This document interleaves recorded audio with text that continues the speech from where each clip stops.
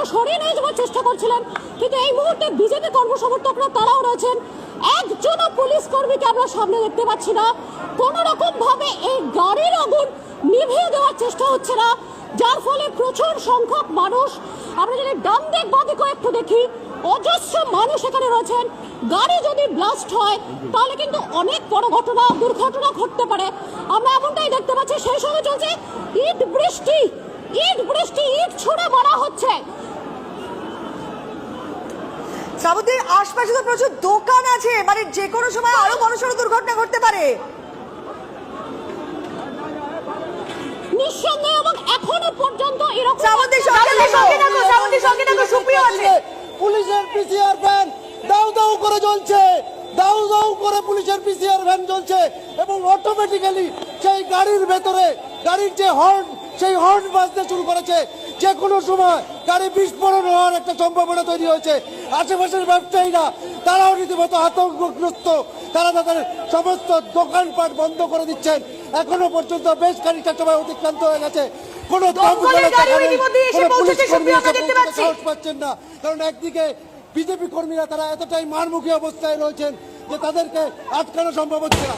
সবে মাত্র একটি দমকল গাড়ি এসে পৌঁছালো, গাড়ির ভেতরে বিস্ফোরণ হচ্ছে। সুপ্রিয় একেবারে শ্রাবন্তী বলো বলো।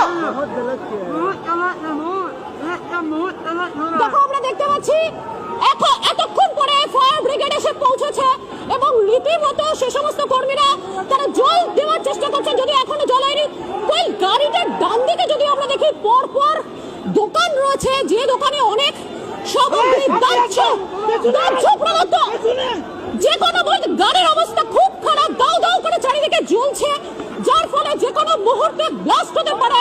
কতখানি নিয়ন্ত্রণে আনতে পারবেন দমকল কর্মীরা, সেটা নিয়ে সন্দেহ প্রকাশ করছে, যথেষ্ট সন্দেহ রয়েছে আদতে নেভানো সম্ভব হবে কিনা, এবং এই আগুন যদি ছড়িয়ে পড়ে পাশের দোকানে আরো বড় মারাত্মক দুর্ঘটনা ঘটবে।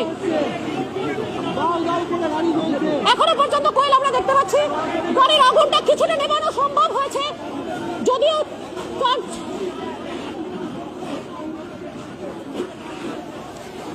আগুন মনে হয় আস্তে আস্তে একেবারে সম্ভব হয়েছে। আমরা দেখলাম তড়িঘড়ি দমকলের গাড়ি সেখানে এসে পৌঁছেছে, ইঞ্জিন এসে সেখানে পৌঁছলো, এবং আমরা দেখলাম হোস পাইপ দিয়ে জল দিয়ে আগুন নেভানো সম্ভব হয়েছে।